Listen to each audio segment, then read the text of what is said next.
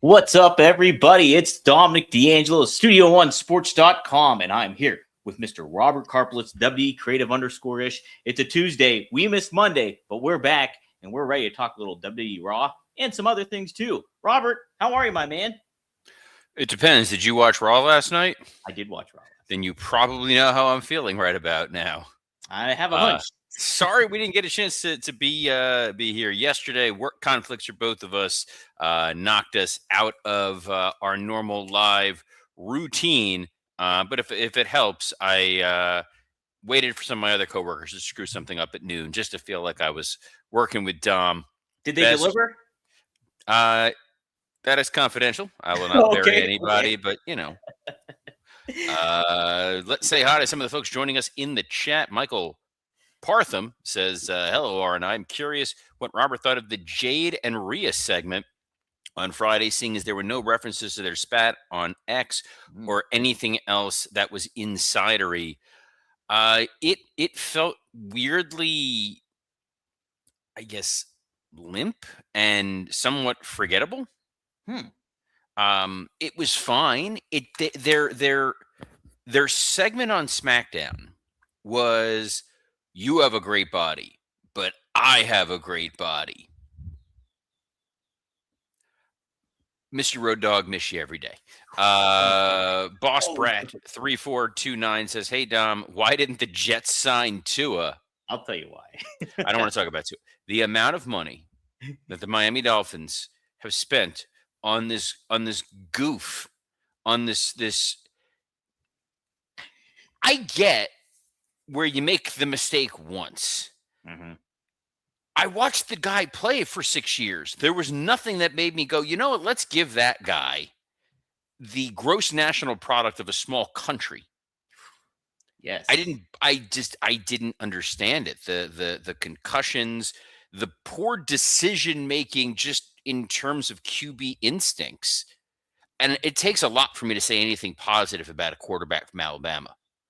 But even as far as quarterbacks from Alabama go, Tua, I hope he winds up a Jet. You know what?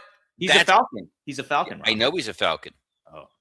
I'm just saying, I hope someday you are burdened in the same way I am. Cammy Star says, after morning, guys, I had something snappy to say, but it got lost in a curse.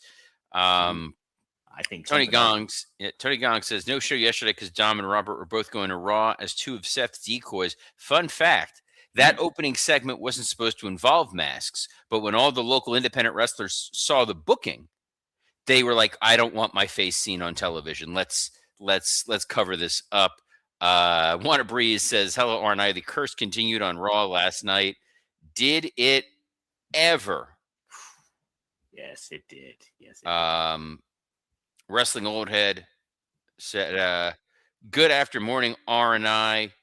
Fun note, for those of you, the VPN, you can hear Eddie Orengo encouraging Kaiser Americana to be more aggressive during a commercial break. I saw that. I heard that. That was very audible. And then Michael Cole was like, Eddie Orengo admonishing El Grande Americano. Ooh, a little rough. Hey, a little rough. What else was rough? It was Raw. My goodness, Robert, we're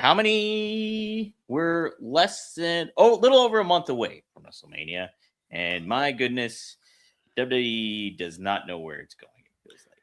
I know where they're going. It ain't a good spot. Yes, this episode of Raw was something to not really behold. There was a few aspects I liked, but overall, Robert, it's very telling of what the situation is with WWE right now, and their creative is a complete mess. It's a disaster. It is an absolute, unmitigated, unquestionable disaster. I don't. You know, it's funny when I started the X account, WWE Creative _ISH, which is promoted down below. It was because I was in law school, and it's like none of my friends in law school gave a damn about WWE. They did not want to hear about how bad the WWE product was. And I'm like, having sat in that room and been creative and not understanding how it had gotten to the place it was at in like the 2009, 2010 range, I was going like, I don't understand how it's going to get any worse. And then right around the time that we started doing this here show, like things were on the upswing. I'm like, everything I had been complaining about for the better part of 15 years kind of went away. There were logical storylines that were being presented. Roman Reigns since 2020 was finally being booked in a correct manner. Paul Heyman seemed to have a pretty good involvement in what was going on TV. I get that there was the COVID world and things were a little knocked out of alignment, but it felt like at every level on the show, stuff made sense. And it was a pretty good 2.5 to 3 hour viewing experience every week on Raw. Raw last night was such an unmitigated disaster. There's no other way to put it. I mean, it was so, I don't remember a time going into WrestleMania where it's like, you know what? I don't really need to watch this. There's so many question marks, Robert, and it's not intriguing question marks. Ooh, what's happening next? But it's like, what is going on? What are they planning here? And I know that they promoted someone to be head writer of Raw. Alexa Williams, is that her name? I believe. Whoever it is, barring that they have like, I don't know, like Hunter and Stephanie's daughters locked in a well, and this is the only way that they're going to be freed. What are they doing? And Road Dogg's the one Williams. Alexander Williams, and Road Dogg's the one that's gone. Road Dogg's one. And this is the product they put forth. This is unwatchable garbage. I'm sorry, I can't even put on the fake show. This is it's unwatchable garbage. It is genuinely insultingly bad television at a point in time where WWE, even back in September, October, there was a clear trajectory in where this was all going. Everything felt kind of logical. And I have never been shy when I'm watching our friends at AEW and what they're doing and saying, this didn't make sense. What the hell are they thinking? If you ask me what was good about this show, Jackie Redmond's trench coat was very April O'Neil-esque. Oh, yes. That's the highlight of this damn show. A trench coat was not the worst thing I had seen. Well, was the worst thing you saw were a bunch of masked men starting off the show and then doing like a dance routine, and then one revealing them to be Seth Rollins, who didn't even talk? I've seen cutscenes from WWE video games that made more sense than what I just saw here. So Adam Pearce calls out Seth Rollins, and then a bunch of dudes dressed in masks come pouring out. Clearly not, this was not blocked. This was not laid out. This was not, here are the cameras, here's where you're going to go, here's what you're going to do. Dogs and cats living together level of chaos. More so. Morons bumping into one another. To then lead to the reveal of Seth takes off his mask. And the Vision come out. Just two. Just two people.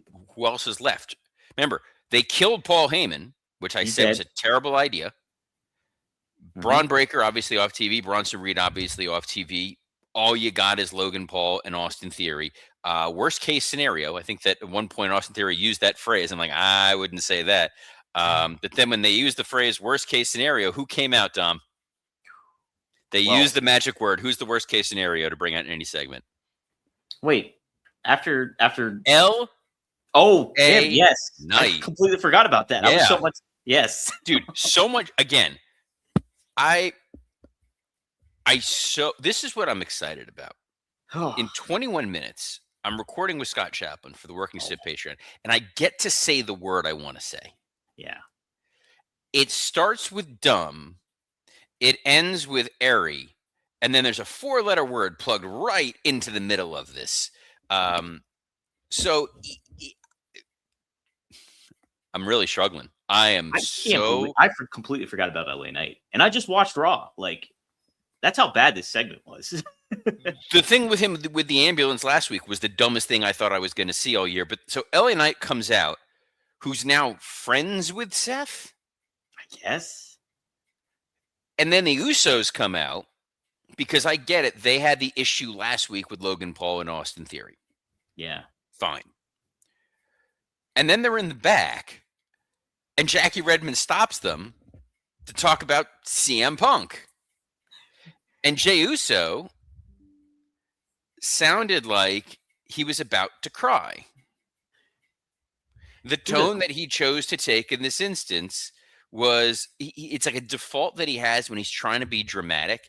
It's always the Will Smith from Fresh Prince of Bel-Air where he's talking to Uncle Phil about how his dad doesn't want him. That's what it is. It's like the Scorn Teen. It's Scorn Teen voice. How come he don't want me no more? That's literally every time Jey Uso tries to get emotional. And when Jimmy Uso is your voice of reason, you're in trouble. Where I also knew they were in trouble. I'm sorry, I'm just plowing through this awfulness. This is like therapy right now, darling. I'm going to get through this sucker. I don't want to peel back the curtain too much in booking world. Okay.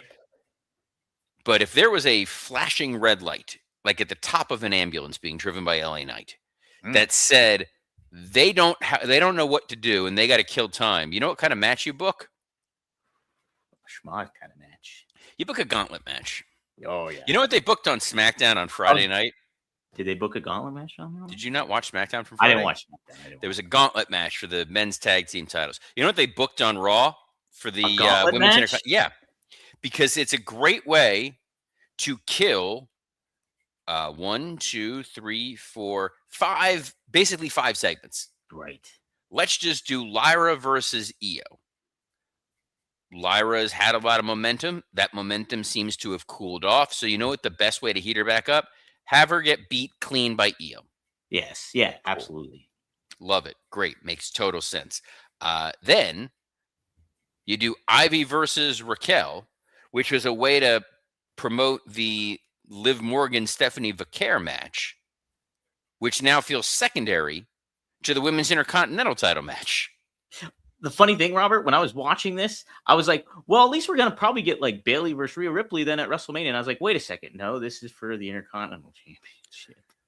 The Intercontinental Championship, which, by the way, the people who seem to be circling the feud for that, Becky Lynch, Natty, Maxine Dupree. What 3 names am I not going to say here today? Those 3. They weren't there, everybody. We got Io versus Ivy, which was short because of Raquel attacking Io. Best match Ivy Niles ever had. Then Bayley beats Ivy Nile. Then we wind up with Bayley and Asuka, where you go, we could have just saved ourselves about 15 segments and just started with Bayley and Asuka. But no. I can't believe this speaks to how bad creative is right now. You had a gauntlet match on SmackDown, and then you had another gauntlet match on Raw. Yes. That's awful. That is awful. Wow. I'm just absolutely flabbergasted. Especially because you had Bayley win. So you're not even going with an AJ versus a heel. No, you're not. Becky is going to wind up in this match because I got nothing else for her. You've now taken away doing Bayley and Lyra as one of the teams that may go after the women's tag titles. Right. So I guess Lyra's just part of the women's Andre Battle Royal. I guess. I don't know. It's just so, again, we're just a little over a month away from WrestleMania. And this is what we're getting at this point in time. I blame Danhausen. Danhausen's in the next segment. He curses El Grande Americano, so we get the other El Grande Americano versus Penta. Yes, we do.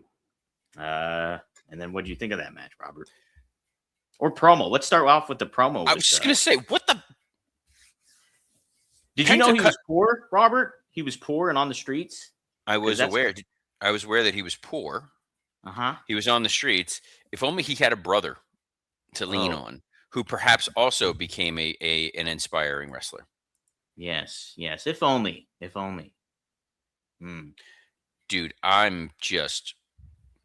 the promo made no sense. The promo went on for like an hour.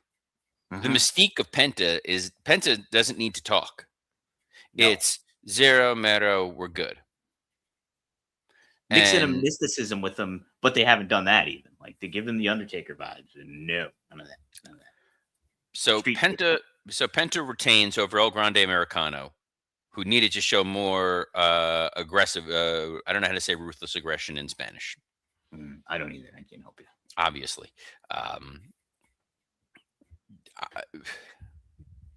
Then this show is a fever dream. This show is an absolute fever dream. After this, there's a Stephanie Vaquer video package talking about her feud with Liv Morgan and why she hates Liv Morgan, which would have been super effective before the Stephanie Vaquer Liv Morgan attack earlier in this very show. Yeah. If you needed a beat, a moment, a point in time in this broadcast to remind people there's a big epic women's title match, this was the video package. You came into WWE at the Performance Center. You trained under the best. I trained in hell. I overcame the worst, which same hell, I guess, that Penta was living in when he was poor on the streets. And this is all like an Oliver Twist faction. Very similar stories being told. Then Judgment Day. Yeah, so then Judgment Day is reacting to this. Dom, you're back to being laggy and 10 minutes behind. I don't know what's going on. I blame Raw. I blame Raw for that. You somehow even got worse. That's amazing. You're like slowly fading, like in Back to the Future. Like Marty's looking at his hand. Yeah. I'll be back. Now I'm just yelling into the void on my own, and that's what this is. That's what this is all about here. So, Judgment Day are in the back. They're trying to reconcile everything that they just watched on TV to make that make sense. And then they go out to the ring where Dom calls out Finn. And this is one where I'd love for our Dom to be like right here in this general vicinity to explain to me where any of this booking makes sense. So the idea was Dom, as the Intercontinental Champion and the leader of the Judgment Day, having issues with Finn Balor, who did not win the world title. And then you get to Dom turning on Finn, and then Finn getting redemption by beating Dom for the Intercontinental title, which no one else could take from him. Instead, Dom loses so that Penta can be the third wheel in an El Grande Americano feud that didn't need a third wheel. And now you got Dom turning on Finn to set up a match with no consequences. Nothing. You took a lot of the allure away from it all. Where it is, like, you could argue that that's the most captivating feud that WWE has going right now, is a Dom Finn feud happening, if you were building it right. I guess there was Kofi Kingston and Javon Evans, because I guess Xavier Woods is injured, and Grayson Waller has gone back to his home world since he's Poochie. That's it. Yeah, I mean, I guess it makes sense, but seems like a lot to have on already when you're trying to organize WrestleMania. I don't know. We did get Obafemi versus Rusev. That was actually kind of booked properly, right? I think so. At least that one. Why bring Rusev back? Yeah, in the grand scheme of that, I agree with you. Like, why bring him back on that? But like, you brought the dude back just to beat him pretty decisively here in a paycheck match. Mm-hmm. Yeah, and that's it. That's the end of Raw.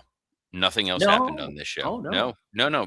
My notes explicitly said Obafemi versus Rusev was the last segment on this show. So wait, Robert, you forgot about one segment earlier on. Not only did Danhausen curse El Grande Americano, but Danhausen came out to the live crowd and was very over with that live crowd until he hawked merchandise, and then the segment ended.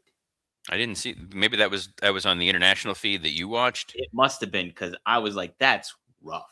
Like you get like if you're set. I thought the past couple weeks had been doing Danhausen right, handling him in the right manner, positioning him, putting him with people. But like he came out to the crowd, he was super over, and then he's like, go to www.shop.com, and I'm like, what the hell is this? And it really, it's like that's not how you use them. That's not how you use them. So I guess that was on the international feed, not the actual one. Thank goodness, I guess. So that was one segment, Robert. But It's weird that CM Punk wasn't on this show. I feel like he should have been on there at some point in time to promote WrestleMania and build some sort of intrigue or excitement. But I guess we'll just have to apologize to CM Punk for not having him on the show. Well, I mean, I did see a little something that did close out the show, Robert. And I know you really want to talk about it. Oh, you're talking about the moment where my soul left my body and I just collapsed on the floor like Homer Simpson. God. If you have TKO stock in any amount, one share, 100, 1,000, just sell it. Burn down the village, move. So you really like this segment, huh? I don't want to say that I'm rooting against Hunter's heart. Oh my. But yeah, well, so Punk comes out completely unaware of whether or not he's a babyface or a heel. Openly admits that he has no idea if he's a babyface or a heel. The promo last week was the dumbest thing I had ever seen. Outside of the ambulance, which is still on the Mount Rushmore of stupid things that happens in wrestling. I'm not that upset about the ambulance. He steals an ambulance and just drives. They load him into the ambulance. It's still kind of like fun wrestling stuff. I categorize it as that. You're an idiot. But you know, I'm sorry, that's mean. You know what I owe you, Dom? Huh? You know what I owe you? I owe you an apology. See how easy that was? Oh, thank you. Apology accepted. So the Usos, who've been looking for Punk all episode, like where in the world is Carmen Sandiego? They got the warrant, they got the loot, but they could not find the criminal. Mm-hmm. Rockapella sings them out. They come out to the ring. Rockapella. And they're like, hey, bud. Hey, pal. You kind of said some really awful things about our uncle. Can you apologize for that? Nah. I'm good. Oh, I'll be right back. Oh, well, I will talk about this because, yes, Jey Uso came in a little hot, as CM Punk said. And it was what Robert said, overly scorn-teen Will Smith from Fresh Prince, the kind of vibes. And then Jimmy, I'll give Jimmy credit. I thought he was really good in this role that he was playing. And then Punk, though, basically, if you're put in that situation, be like, yeah, you know what? I am sorry. That was wrong of me to say that stuff. I feel bad. But they put Punk in a position where he's like, I respect Sika. I knew his uncle better or his brother better, but and then gave some context. And in a way, it was a kind of apology, but not really. And then they really wanted him to apologize. And so then Punk kept leaning into I am sorry. I'm sorry that your brother has manipulated all of you and treated you all the same way because he's an egotistical fake maniac, basically, he said. And so it wasn't really an apology. And then he gets punched by the Usos. And then it's if WWE doesn't know who's the babyface, who's the heel here. And what we talked about with AEW, the gray area of that is not intriguing. And we're getting gray areas with these guys. That is not intriguing. Pick a lane on this one. If I were them, and you were running this feud, make Punk the babyface, make Roman the heel, and play it out like that. But right now, it is a jumbled, horrible mess. And it's a real shame that WWE has just lost its way in so many ways. I mean, last night I was with Rob Van Dam. We talked live about Road Dogg getting fired, and Rob went on the talk went on to talk about frustrations behind the scenes with creative and like trying to position yourself and being political and stuff like that. From what you gather with Road Dogg, he left on his own volition and was upset with how things were going in certain ways. And you think about what Road Dogg did, I never got to mention, he built Kofi Mania. He helped with Kofi Mania, was a huge advocate for that. He's done a lot of different things to get people over. And apparently on Unreal, which I don't watch because I don't like that stuff, he made the pitch for Chelsea Green to get the title back on Chelsea Green, and that got pushed away. So, I mean, frustrating, very frustrating aspects. And this is just sloppy, lazy, disorganized structure and booking and creative. I don't know what else to say about this. There's stuff. Punk is really good on the mic, so there's stuff that makes me like what the content of that exchange. But when you look at it as a whole, it's really confusing, counterproductive, and not something fans can really sink their teeth into. Because why do we like Roman? The case has not been made to like Roman. He is not here. He picks and chooses when he shows up. And then, like, he's also just he's kind of selfish, right? He's kind of selfish. Then you put Punk in this position where he takes an unnecessary dig at Roman's late father, and then he has the opportunity to kind of apologize, and he kind of doesn't. And so, and then the Usos just look like the young boys that Punk was talking about. So it's not good. It's not good. Then you look back at SmackDown, which I didn't watch, but I did see the results, and Cody wins the title. Quick pivoting. This is a mess. And WWE, I can't believe WWE put themselves in this position, to be honest. It's crazy. It's crazy. Let's take some feedback in the chat here. One of Bree says, problem with having a feud with Roman and not having Heyman to do promos is you have to fill in with Usos. Again, I don't think the Usos are really the problem, even though I don't like Jay's delivery and inflection or anything like that. I think the problem is the creative at the core of it all, and the direction that they're going. Legs Louis says, at least we don't have to listen to Michael Cole channel his inner Helen Lovejoy. I won't. Won't someone please think of the WrestleMania main event? Oh man, yeah, my goodness. Yeah, that was a great reference by Robert Rockapella. I encourage all, if you're not familiar with Rockapella, to seek out Rockapella. Type in Carmen Sandiego theme Rockapella. You will not be disappointed by the hairstyles, by the people, by the tones of Rockapella. Tony Gong adds, speaking of which, I've never heard wrestled the term young boy until this feud. It sounds inappropriate in how given this game. Oh, good. Yeah, I mean, that's true. It's like definitely a certain part of it. Wrestling Old Head says the injuries really threw their game plan off, but I'm not sure they really booked ahead enough to be able to effectively pivot.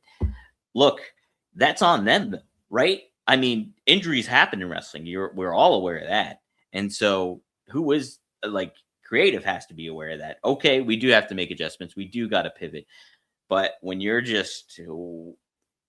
putting together a show like this up and down, this is not a good indicator of anything. I don't know. Was it Robert? I've listened to several shows. I can't remember if this was Robert that said that they're answering to somebody else. Like right here, it feels like it does not, like they're trying to appease something, and I don't know who it is or what it is, but it's not good.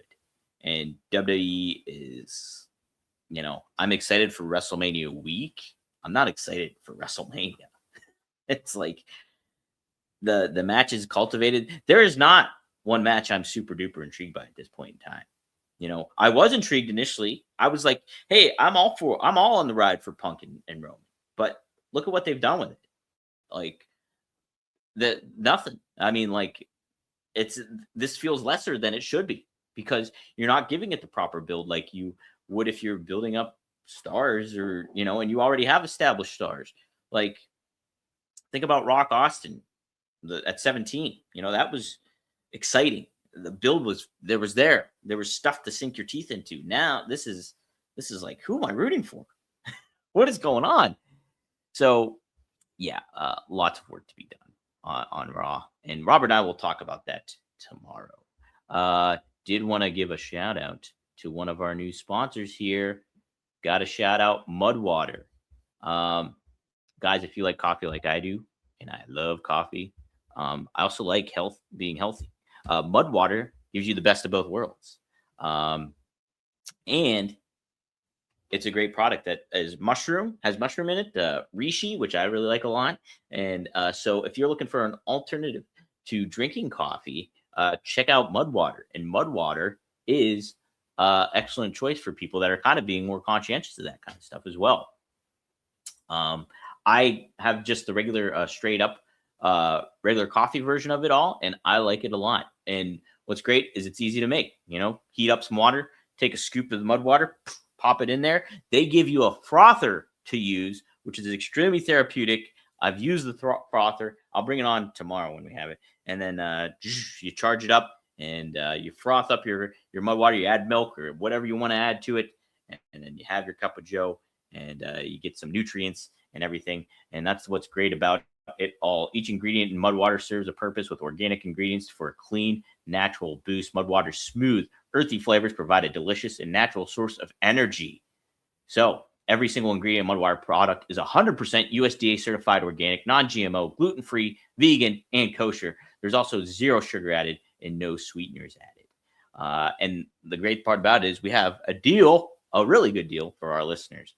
Ready to make the switch to cleaner energy? Head to Mudwater. That's mudwater.com and grab your starter kit today. Right now, our listeners get an exclusive deal up to 43% off your entire order. 43% off plus free shipping. And like I said, a free rechargeable frother when you use code RUMOR. That's right, up to 43% off with code RUMOR at mudwtr.com. After you purchase, they'll ask how you found them. Please show your support and let them know that we sent you. And yeah, if you like alternative choices of coffee and stuff like that, Mudwater is an alternative choice. Maybe you want to give a whirl and have a free frother as well. So take a look at that. So there you go.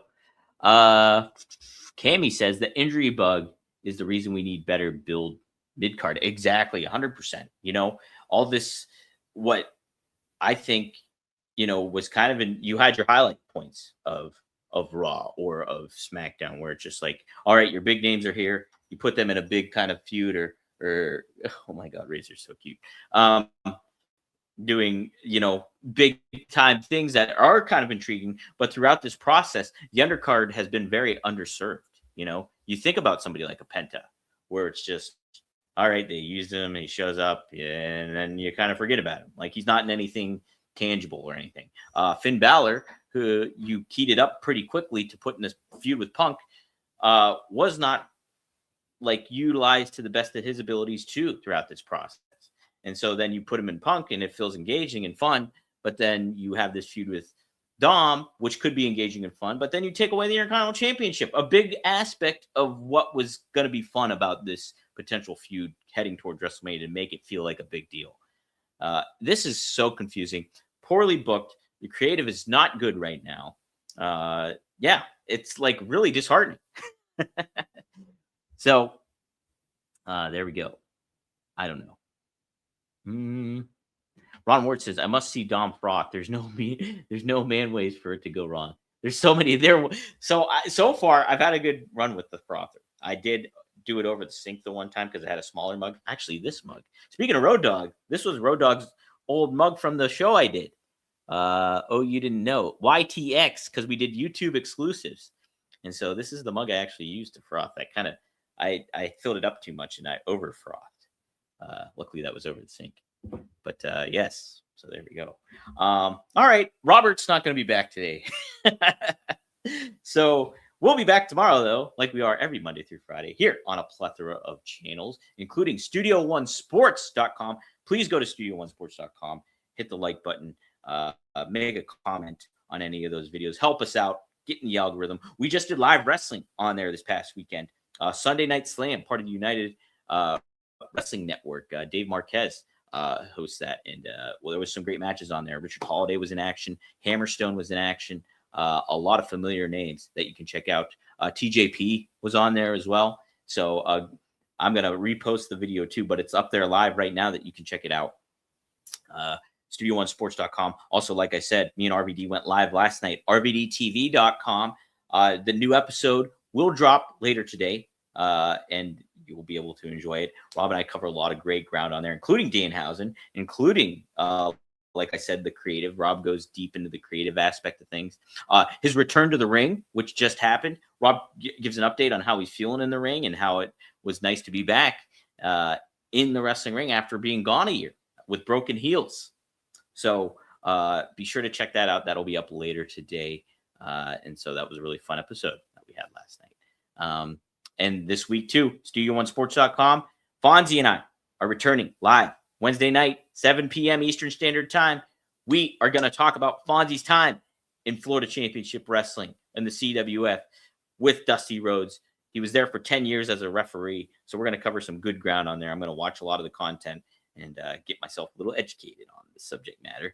And me and Fonzie are going to have some fun. And you can join us live, 7 p.m.